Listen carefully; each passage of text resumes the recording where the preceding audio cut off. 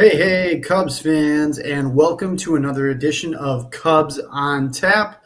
I am your host, Nick, joined by my co host, Rich, and we are going to break down this series win against the Braves.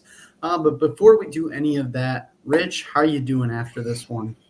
I'm doing all right, man. We couldn't get the sweep, but we won the series. We won a series against a bad team, against the Braves. We're still very much in a comfortable spot in the wild card. It's not all doomsday. It's not all doom and gloom like some people on Cubs Twitter think it is. But it stinks losing a game like that. But you know what? It's one loss. We still got a lot of road left here. We're in a good spot, and yeah, man, I'm just excited. We got a bad team coming into town this weekend, so Cubs still have good opportunity to clean up and stack some more wins. And hopefully the offense can turn it around a little bit. But yeah, I'm feeling all right. I'm feeling good. Feeling better than a lot of the doomers on Twitter. Oh yeah. No, I was telling Joey there's a lot of panikins out in full for sure on Cubs X, but nonetheless, they go and they get it done. Stacking series W's is what it's all about, especially at this time of the year. You would love a sweep, but you'll take a series W for sure. Scott from Iowa here, Cubs on Tap after dark, followed by Cubs on Tap unexpected is the best. Thank you very much, Scott. We're happy to be here. We're happy to break this one down. But yeah, man, getting right into it. The first game, this was a fun one. Goes extra innings. It's a walk-off. I call it the Carson Kelly game, but you really could cut it up in different ways. I mean, PCA gets that 2-out, 2-strike bunt. It's first and second, Nico Horner on second, and then Dansby Swanson puts one in the gap and makes this a 2-run game. PCA flying around the bases using the speed kills. And even in that game, Savali, Aaron Savali, we just picked him up. He goes 3 innings pitched, only allows 1 hit, no earned runs, kept you right in that ball game to strike. And that's exactly what they did. Carson Kelly with the big home run and then with the winning hit. But what did you see out of that first game? Yeah, it was a good team win. Like you said, Savali comes in guns blazing out of nowhere. I was like, I forgot he was even a person in Major League Baseball. And then throws 3 shutout innings in relief. That was sick. Colin Ray, 4 innings, 3 earned runs, 3 walks. Not his greatest outing, but the rest of the bullpen after Savali and Keller and Kittredge got it done. Ian Happ, 3 hits in that game and a home run. Happ has been pleasantly turning things around with the bat a little bit.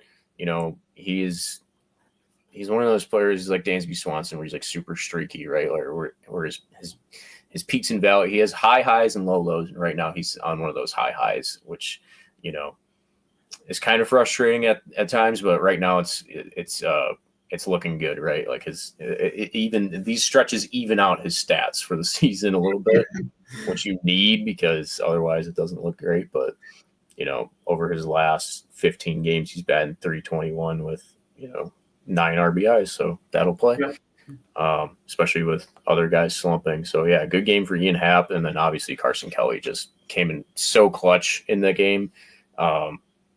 The game-tying home run, and I think it was in the 8th inning, and then the walk-off. Just excellent stuff. We've been starved for some clutch hits in moments like that, and it was a good comeback win too. Like I feel like it's been a while since the Cubs have had like one of those games where they were down late and came back. So love to see that. Yeah, man, you put it best. It was definitely a team win all the way around, and Carson Kelly's a guy that was really hot to start the season. We said very underrated. I would say he still is underrated, cooled down quite a bit. But in a moment like that, to put your team on your back there as, technically the backup catcher going into the season, it's an awesome thing to see. And like you said, Savali came out of nowhere. Him being a starter, played well into the Cubs' hands there. They could go multiple innings with him. He's kind of a Swiss Army knife, if you will, right now out of that bullpen that you kind of needed. And if he turns out to be what he looks like right out of the gate, that could be great, but time will tell with him. But overall, I thought that the Cubs really needed that one to get the series started on a good note. I felt like by winning that one in the fashion that they did on a walk-off with the vibes being so high, that it really did give you an opportunity to go for the sweep. But as we said, they fall short. But, just they they have to keep stacking these series W's. It's so important. And right out of the gate, they get that win against a Braves team that is not the regular Braves that we're used to playing. So that was great to see. And overall, like you said, with Ian Happ, it's interesting because he gets so much hate, and he's an OBP machine. Like he always is. He takes his walks, even when he's down. Not hitting. He does take his walks. He's just a ball player. He just goes out there and does what he needs to do. He gets a lot of hate, but he's just a ball player, like a classic ball player. And Joey does not like the hate that he gets at all. So we talked about that on Sunday, I believe it was. So or Monday actually. It was very good to see that Ian Happ kind of bounced back there. But moving on to game 2. Kyle Tucker, he goes 0 for 5 in the first game. And then in this game, right off the bat, third inning, he hits I believe, 3-run homer, which was the bulk of the scoring in that game as they win 3-4. Opposite field. Yep. 3-run homer from Kyle Tucker. And we all thought, this is it. Tucker, off a the lefty, king. too. Yeah. Off a lefty. That was a man's home run right there. That was a big dog home run. It really was. Yeah. Off the bat, I thought it might be off the wall, but that thing just kept carrying and carrying. And like you said, that was a man swing right there. And everyone collectively on Cubs X is like, Tucker's back. The king is back. Here we go. And then he slides into second. And guess he hurts his calf or something, and he's taken out of the game. That was kind of a bummer, but Cubs, win that one 3-4. And again, like you said, Ian Happ, he adds the winning run in that game on a single. I believe Justin Turner scores, or maybe it might have been Seiya that scored, but nonetheless, it's that extra run that they needed. They win the game 3-4. Imanaga didn't have the best stuff that he would always have, but another quality start from him. He just gives you a chance to win the game. I feel like every time he's on the rubber, you just have that confidence. Yeah. Early on, we said fly ball pitcher. Everyone talked about fly ball pitcher. Gives up a couple long balls, but able to maintain composure, not let things get too far ahead, and the bullpen was able to hold it down the rest of the way. Pomeranz, Thilbar, and Palencia all nowhere and run. So excellent pitch game. Love the holds that Pomeranz and Thielbar got, and then Palencia with the save. Good get right game for Palencia. I think he's obviously struggled, has a couple of blown saves over the last couple of weeks, but he gave up a couple of hits in that inning too, but was able to get the save, and hopefully that will be like a little confidence boost for him. Because we need him. Palencia is pitching bad with it. That's really bad news for the Cubs. But it was nice to see them win and hold down such a tight lead. It gives me a little bit of confidence for the bullpen in September right now. Because there is a few flaws in this bullpen right now. That's one of the other things I wanted to touch on is I'm not so sold on Taylor Rogers right now. I feel like he's a clear weak point. In that first game, he gave up 3 earned runs, and then yesterday's game as well, he came in and gave up an earned run, 2 hits, and he just doesn't look good. It doesn't look trustworthy in any close situation. So we're hoping that I think Tyone is supposed to be coming back. I want to say earlier. I saw something about that. Yeah, he's going to Iowa to make a start, I believe. So it's either when Tyone comes back, or maybe Mike Soroka also is through a 34-pitch bullpen, and mid-September is his projected comeback date. So it's like you would obviously like to see one of those guys come back. Like if it's Soroka first, I would like to see him just be slotted right into the bullpen and then DFA Taylor Rogers, because I feel like if Soroka is healthy, his stuff would play really well out of the bullpen. Yeah. I was excited when the Cubs traded for him because I was like, oh, well, that's like a great bullpen guy. That could be like a high leverage weapon out of the pen. And then they tried to use him as a starter, and his arm fell off immediately. But like he has good stuff. Like he actually is solid, and I think one of the stats that was before he came to the Cubs was like after the fourth inning or something, his ERA like gets crazy high, but like for the first 3 innings of work, he's nails. So as long as his velocity starts climbing back up to where it was, like that was the other annoying part about it, is like the Cubs traded for him and his velocity was like down 4 ticks, and they knew about that, and then Jed Hoyer lied about it. It was like, what are you talking about?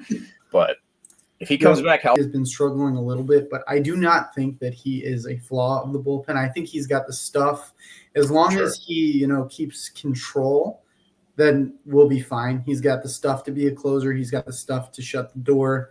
I'm not worried about him.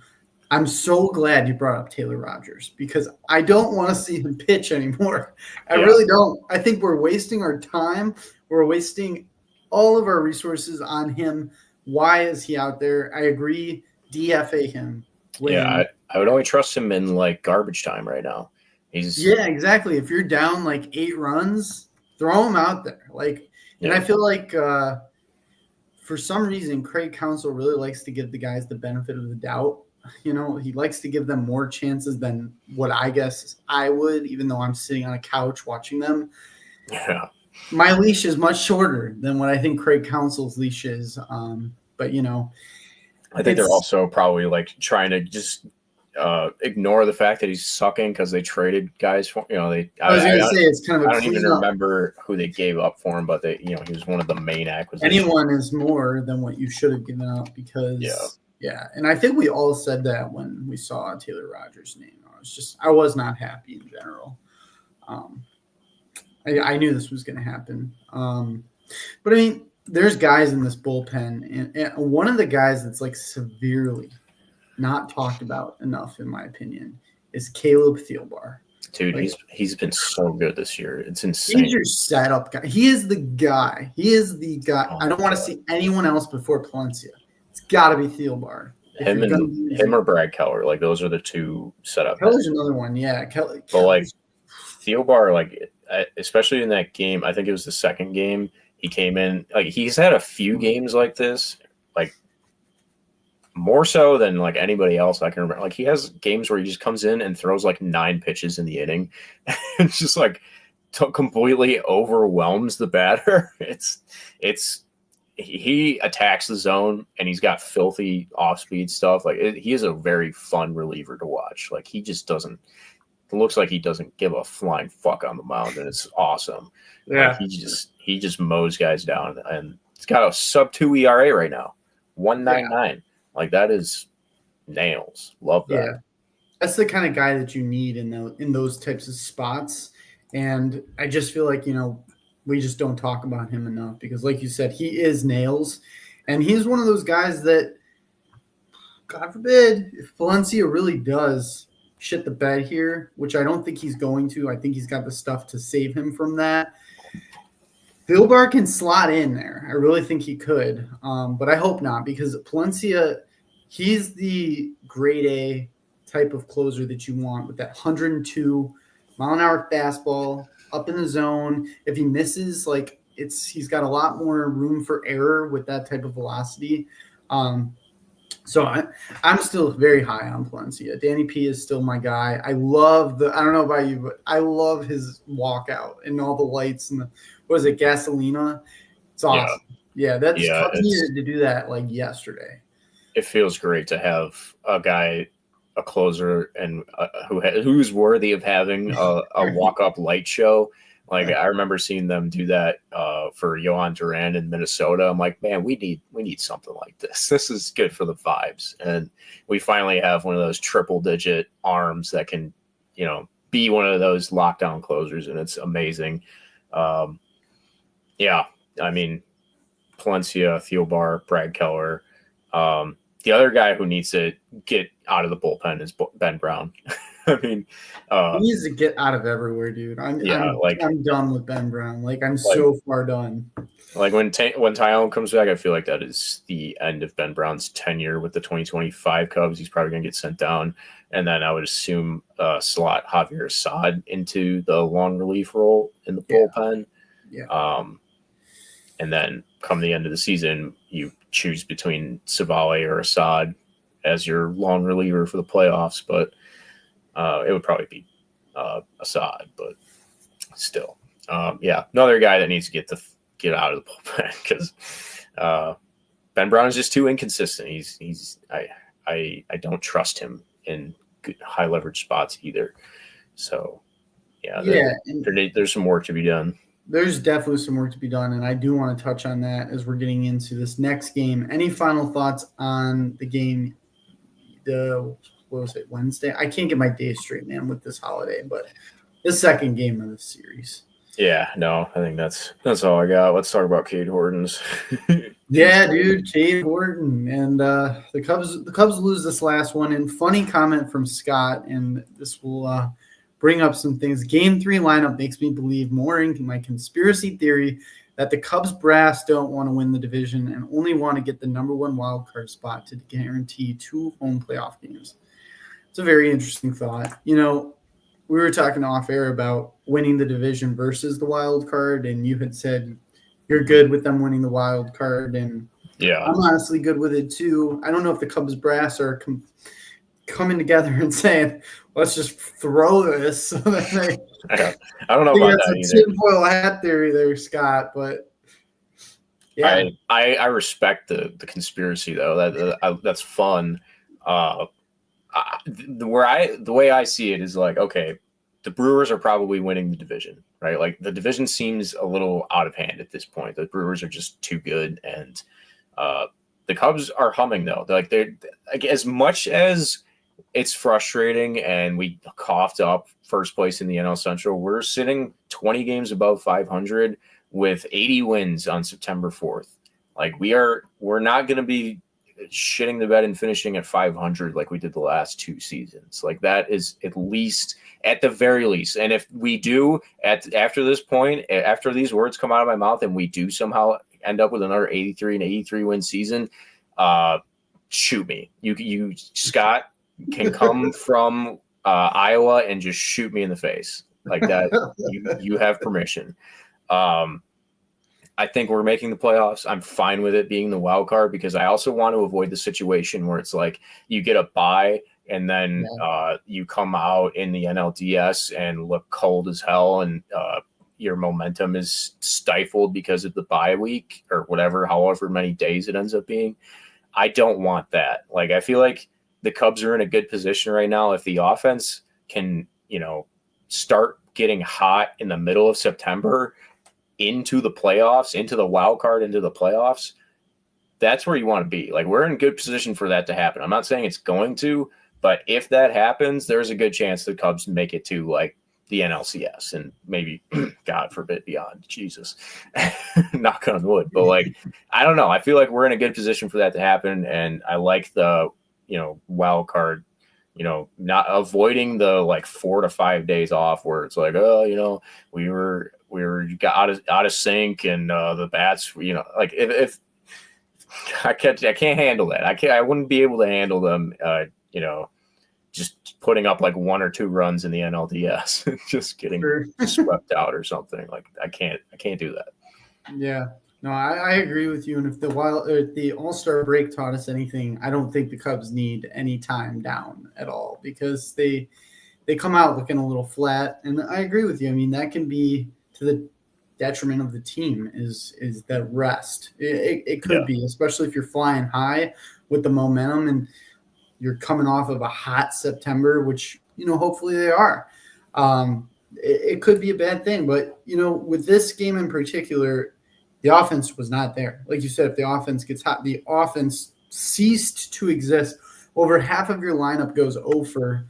And the thing that most frustrated me beyond belief is Cade Horton, a stud, a Dude, rookie of the year contender. I think he's just Anything rookie you of want the to call year. him. Yeah. Anything you want to call him, he is. He goes 5 innings pitched, no hits, no hitter going. 2 things really irritate me. One, he goes straight to Ben Brown from that, which makes no apparent sense whatsoever. But 2, the offense just had so many like moments in which they could chip away, get a run on the board here, do this. They go 1 for 7 with runners in scoring position, and probably 0 for 6 when Cade Horton was on the mound. So it was beyond frustrating. I don't know if you had the same frustration, but when I saw Ben Brown coming out and with a no hitter, I was sickened. I was sickened to my stomach by that decision. It made absolutely zero. I know it's early in the game. Anybody else, and I would have been like, okay, fine. But you go to Ben Brown, and he gives up 2 earned runs. I don't know. If it would have been Taylor Rogers, I might have thrown something. Taylor Rogers comes in later in the game in garbage time. Look, yeah. I mean, so, Ben Brown gives up 2 earned runs, 2 walks, does Ben Brown things, and then Pomeranz gave up that 3-run bomb or whatever. But, you can't expect the bullpen to be nails every single night. And Pomeranz was pitching back-to-back games. Do I like going to Ben Brown there? I don't, but I see where he was coming from because you needed multiple innings because you were only in the 6th at that point. I'm not super pissed about it. I get where they're coming from. It was just unfortunate that that it happened, that the 3-run bomb happened and that Ben Brown coughed up, put runners on base and stuff. But this shit happens. I'm happy with the fact that Cade Horton continues to look like a stud. I think he's the ace of the staff, honestly. And that's unexpected. We went into this year maybe September call up for Cade Horton, and injuries to the starting rotation forced their hands in calling him up, and he's taken the opportunity and just run with it, man. He is a stud. I'm so glad that he's still on this team. He wasn't traded as a prospect or anything. This guy is the real freaking deal, man. He is I'm ready to just give him the rookie of the year. He is 9 starts after the All-Star break. He has a .77 ERA with 44 strikeouts over 47 innings. This is a Jake Arrieta second half of 2015 that he's having. It's insane. It's literally crazy.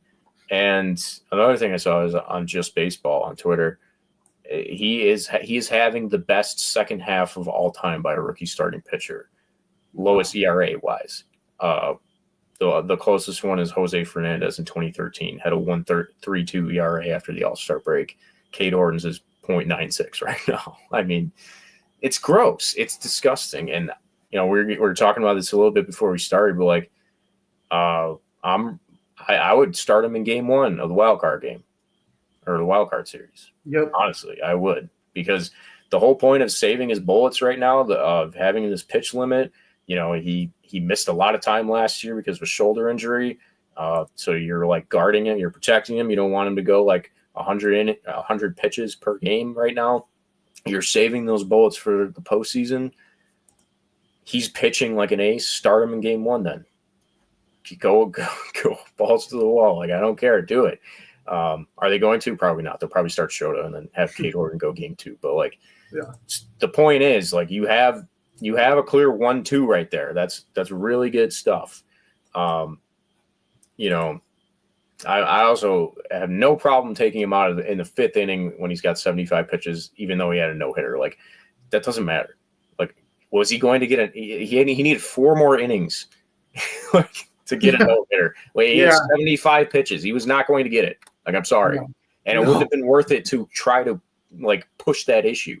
Not at this juncture. On September, he said it himself after the game in the post game conference. He was like, "No, I would way rather save my arm for the postseason than try to get a no hitter on September 3rd. That's stupid. It's idiotic to, complain about him being taken out there. Like in my opinion. Sorry.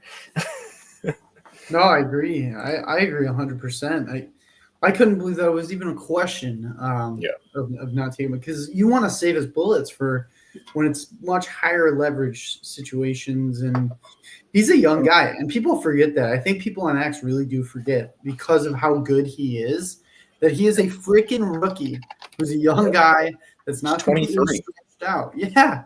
And you don't want to blow the guy's arm out in an early juncture like that. So I wasn't upset with that. Like I said, I was more upset, not even the fact that Ben Brown came in, but that he pitched the whole 6th inning fine, got away with that. But then I think Scott even mentioned it. Brown coming out in the 7th is a fireable offense. I did not like that he came out again, but that's neither here nor there. The bats needed to do something, and I feel like if they would have put up runs early in that game while Horton had a no-hitter going, it would have been a whole different outcome, because it was such a tight game like that. And then Pomeranz has to come in with an even tighter type of game, and it got out of hand quick. And I mean, I blame the offense way more than anybody else for that loss. I mean, top of your lineup went over. Horner, Bush, Suzuki, all no hits. Yeah. Darren says the point becomes moot when the offense only scores 1 run. 100%. 100%, Darren. Yeah. That one was on the offense yesterday for sure. Against Bryce Elder, who is the Braves' worst starting pitcher. He had a 6 ERA going into that game. So that was the disappointing part, right? Like, he carved him up. There was multiple innings where he set down the Cubs in order. So yeah, offense definitely was the problem. And I also don't mind him sitting Pico Armstrong in that game either, because Pico Armstrong has like 5 RBIs since the beginning of August.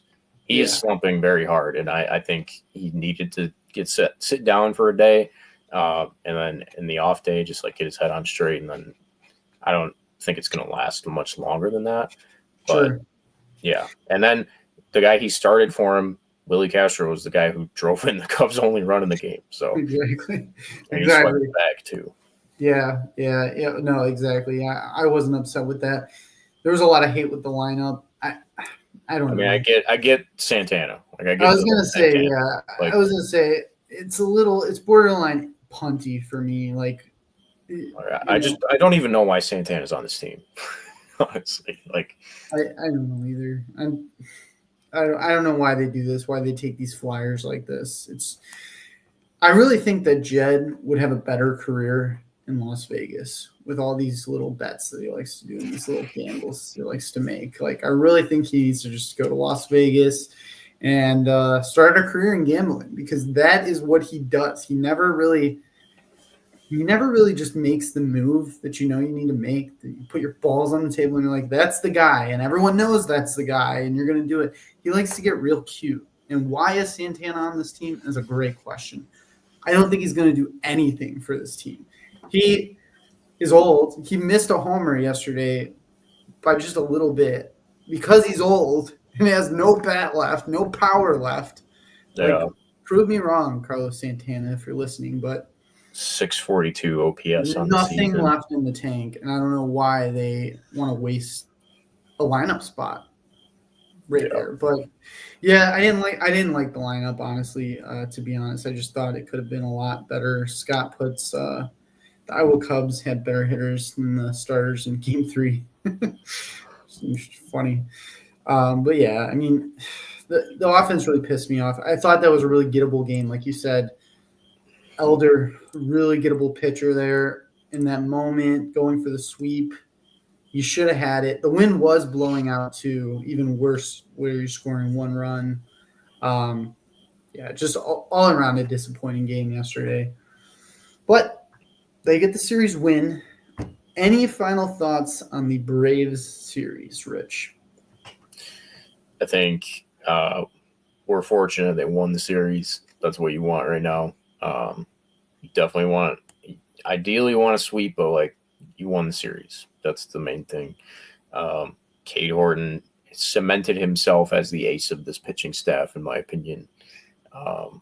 Yeah, I don't know. It was mostly good stuff, but yeah, bats definitely need to come alive a little bit. Yeah, definitely. And that's my final thought is I thought the offense left a little to be desired, and I want to see more, especially against the Nationals. I want to see them really have an offensive Yeah. explosion. Stop putting so much pressure on this bullpen, and then we don't need to talk about all these issues in the bullpen and take a little bit of the pressure off of the starters too, because they've been the pitching overall has been really good, and you've kind of pissed away a lot of these games and a lot of these pitching performances that have given you the opportunity to win. So I really hope the offense wakes up. And moving on to the National Series, first game tomorrow. We got a 1:20 start. We love these 1:20 Friday games, right, Rich? Oh It's a yeah. fun time. It's going to be Jake Irvin on the mound against Javier Assad. So you got a righty-righty matchup. What do you need to see out of these Cubs? And what do you need to see out of Craig Counsell in terms of lineup construction tomorrow for them to win this game? So what I would like to see is him stop batting Michael Bush leadoff. He's been doing that against right-handed. Jake Irvin is a right-hander. I would like him to stop doing that because Bush has a 98 WRC plus out of the leadoff spot this year and striking out at a 25% clip, 221 batting average. Not great. Those are his worst stats out of any other spots that he's batting at. Put him back in cleanup, please. Like that's where he was thriving. Put him back there. Just bat Nico Horner leadoff against righties too. Like I don't care. Or put Ian Happ back in the leadoff spot because, like you said, he's hot right now and he's getting on base. He takes walks like a monster. Just go back to the basics. Go back to where you had earlier in the season. This if I see Michael Bush in the leadoff spot, it's gonna drive me nuts. I can't take it anymore. But yeah, hopefully Kyle Tucker is back and healthy. Yeah. Put Pete Crow Armstrong back in center field and let's win a freaking series. Let's win a ball game tomorrow. Assad has back-to-back quality starts. Nico should be leadoff. Like I'm fine with him leading off just every day. Yeah, I am too. So yeah, hopefully Assad can handle the Nationals. I think he will. I don't know. You just need to construct the lineup a little bit better and a little less analytical. I think in this scenario, there's some guy with numbers is telling them that Michael Bush makes sense in the leadoff spot or something. Like this is one of those moments where it's like you need Joe Madden to just say, no, fuck you. I don't care. Like we're going with vibes over numbers. Yeah. I think we need a lot more of that personally. I hate the analytics and riding high on the analytics. It's just analytics are fine, but you got to have some feel, right? There's a balance to be struck between analytics and instincts. So go with a little bit more of this instincts and classic baseball stuff that just makes sense. Nico Horner is a good contact hitter who runs fast. As a good leadoff guy. He gets on base. Gives good at bats. I don't know. Yep. I agree 100%. And one guy that, we failed to mention this whole show that I'm excited to watch play baseball. This next series, I'm always excited to watch him play baseball, is Matt freaking Shaw. And Scott puts Matt, the corner reaper Shaw, where ground balls go to die, was the brightest spot in game 3. I mean, that one play he made was sick. He's an elite defender. Like he's a Gold Glove caliber. He's playing like a Gold Glove caliber third baseman. It's crazy. Yeah. That's another amazing part of this season is like, all right, you have like an ace level starting pitcher that's come up in Cade Horton, and then also your answer at third base. Like as long as he's playing defense like that, you're comfortable with Matt Shaw, even when he's slumping, right? Oh yeah. I mean, you remember the days of a ground ball getting hit to Christopher Morel and you just like are sitting there having a heart attack thinking he's going to throw the ball into the dugout because he did half the time. Yeah. I mean, John Birdie, Vidal Brujan. Yeah. I mean, they haven't had a good third baseman since they traded Chris Bryant, basically.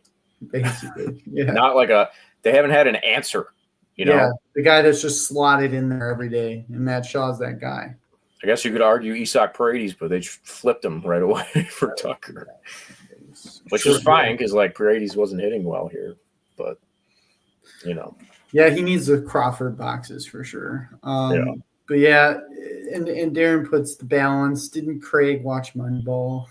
Yeah. Important. The balance is very important. You got to strike it. But overall, you got to see more offensive output, and I want to see more aggression in this series on the base paths. I just want to see more stealing and more, not small ball, but a little bit more aggression. They've gotten away from that a little bit. I don't know if they're worried because they're not scoring as many runs and you don't have as many opportunities, but you're going 0 for so many in runnings and scoring position. You might as well put more in runners in scoring position, and maybe you'll have better luck with more numbers. I would like to see Seiya Suzuki be more aggressive at the plate.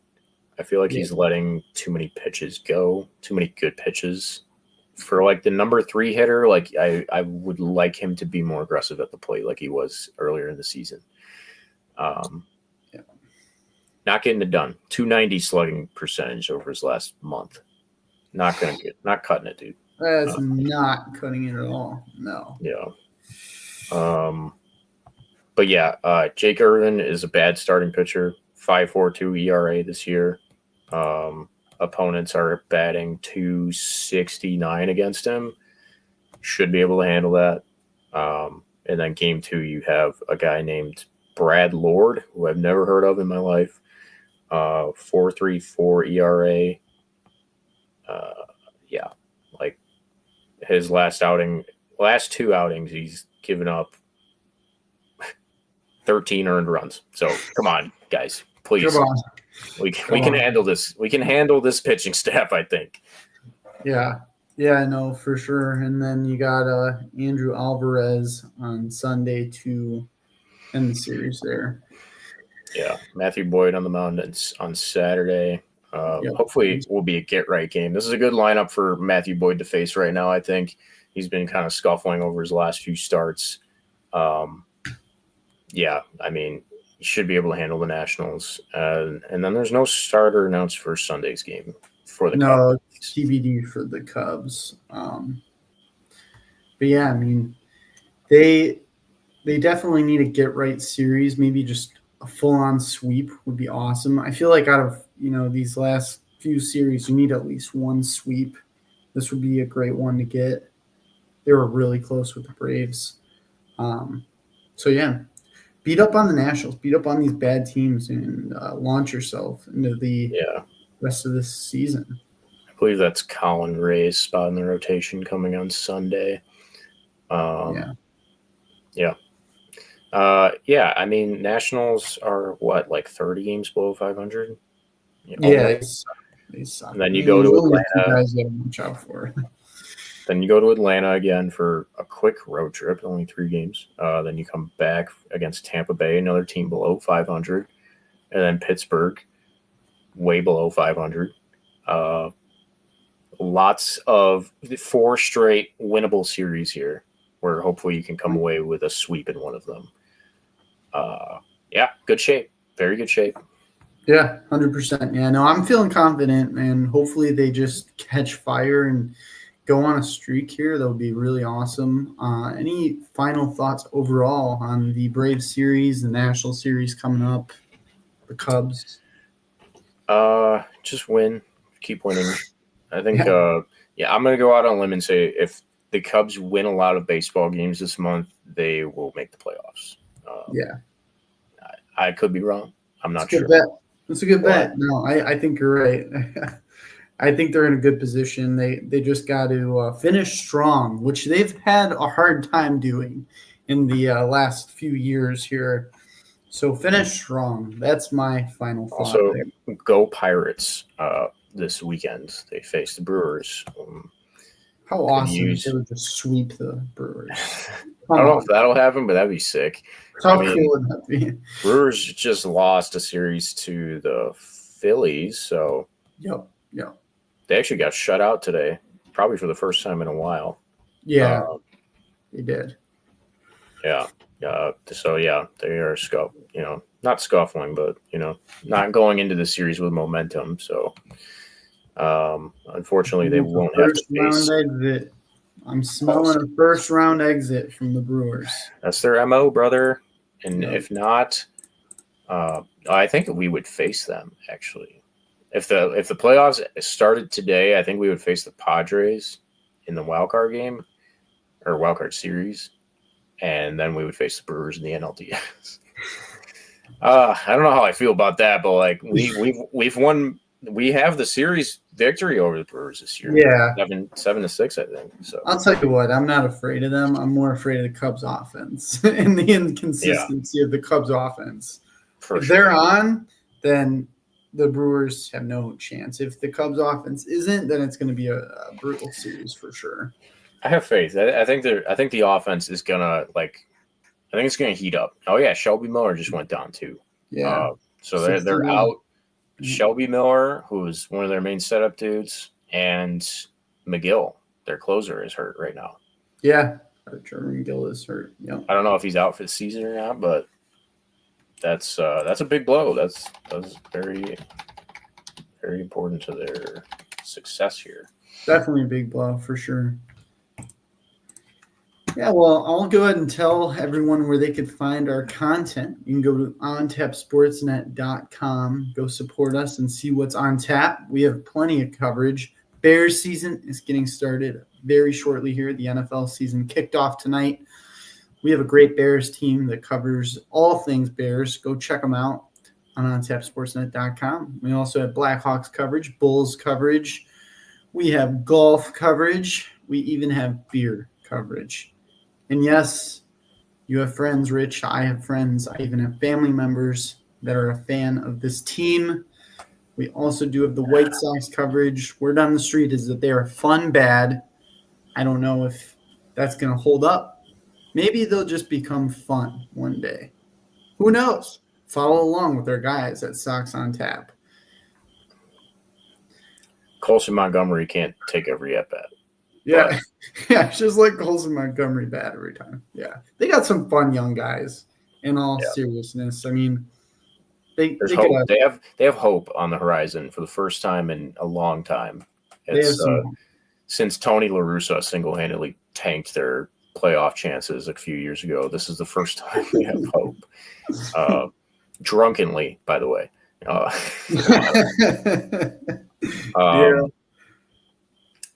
Yeah. Also, use promo code ONTAPSports for your next Obvious Shirts purchase if you want 10% off. Yep, definitely. Yep, take advantage of that code. Help them, help us. It is ONTAPSports. That is also, you can find that on the banner picture of our Cubs on Tap X page. Use that code. Yeah, you can also find it at the bottom of that little ticker there as well. Thank you, Darren. Good job, Rich and Nick. Thank you very much. Thank you. Appreciate that. Scott says White Sox covers is the pro bono cover on tap does to support the community. I think I have to read that again, but yes, Scott. Yes. I'm going to say I agree 100% with that. Coverage is there if you want it. If not, we totally understand. Yeah, 100%. Well, thank you, everyone, for joining us with this fun series breakdown of this series win. We're going to go ahead and get out of here the only way that we know how. Yes, sir. Fuck the Cardinals, fuck the Brewers, and fuck the Nationals, I guess. Fuck the go Brewers, Cubs, go, baby. Fuck the Nationals. Go Pirates for one weekend. Yeah. And let's go Cubbies.